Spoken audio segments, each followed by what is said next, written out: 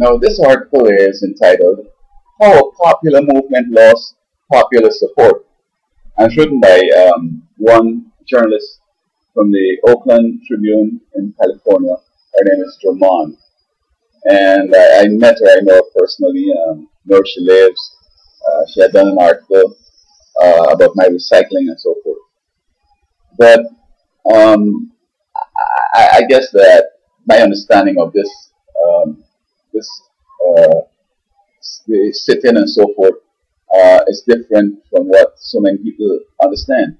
Now, from the beginning, when the Spring Revolution started in the Middle East, I want folks to say this is not something to be laughing about or something to be supporting, because this thing's going to come close to your home one day and you won't like it.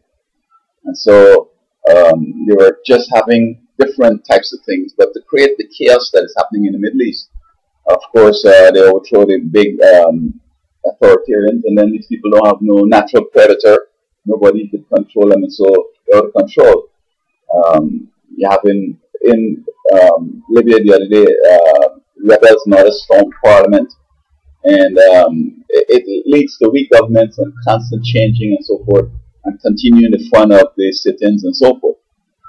So when they started to sit-in in England and in America and other places, they were just having a different variation on that same theme. They wanted to create chaos, and then it's ironic though that these guys in America here were trying to obstruct commerce. They were down by Long Beach trying to block the port, and down Wall Street trying to cause problems in the stock market and so on. And many, as I heard from the Puerto Rican sit-in boys, are saying that it's the politicians and businesses that cause the problems we're having today. And while that is true, it's not the whole issue. I mean, the government is trying to give people a lot of help and to give people a certain quality of life. The poorest guy could get some assistance, welfare or food stamps or whatever. And I mean, it costs, and so it was based on things will continue being great. People will be grateful. People will be working hard, willing to sacrifice, and so forth. So what was happening? It started innocent and was looking as if they have a genuine concern and a genuine beef. But bottom line was that they're trying to disrupt things. And we saw where the Mayan calendar coincided with this year, and they were saying that perhaps this is the end of time or something like that. But they were hoping that maybe the United States would have taken on Libya and Syria and Iran and so on, and just like 9/11 with the attack, hoping that we would have responded, massively there, and then they would have attacked everywhere, and then eventually you can't respond. Plus, the call in the stock market boom and all that stuff. You know what I mean? So the enemy has a plan, and I don't want to be deceived by the enemy. The Bible says in the last years there's going to be deception, and if it were possible, the very elect, those chosen by God, will be deceived. And thank God, I believe I'm elect, I'm chosen of God, and I will not be deceived by these games folks playing. You have to, for your personal safety, you have to look at games that are far off and see how it could affect you. One day, a guy wanted to sell me a diamond ring. Say, man, this diamond Florida, this diamond ring is cheap, bro. Man, this is for you. No, it's not for me, sir. I don't have no money, and thank you very much. Money if not, how much it costs? No, I see that diamond ring could end up being in my vehicle.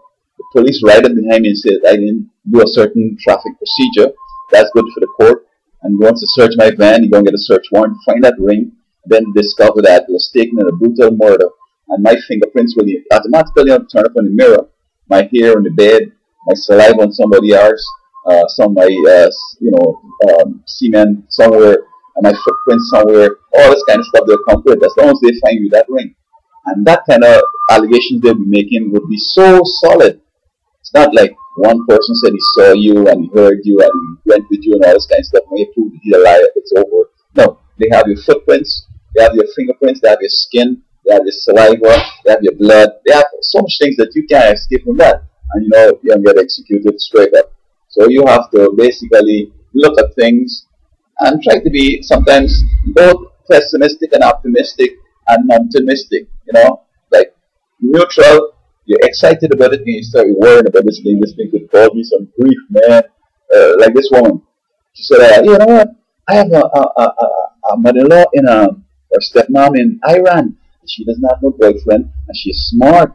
I'd like to introduce you to her. Yeah, right. You see how that can end up? You could end up being charged as a terrorist because in communicating with her email, somebody could add in stuff and so forth, and we planned this terrorist thing, and then the next thing you know, they run and lock it and have a whole bunch of supposed evidence. So this spring revolution was just like that. I mean, sorry, this Occupy Oakland and Occupy everywhere and so forth. It's just the same like the spring revolution in the Middle East, and it's just like a big conspiracy to get your head chewed off. Folks who supported and think it was great, they'll be so embarrassed to realize that it's true nature and true intent. But with me, I'm right on the ball, and I know that I was called it bogus from the beginning. So, Ms. Drummond is a wonderful lady, and I think she's doing a great journalist work in Oakland, and I say all the best to her.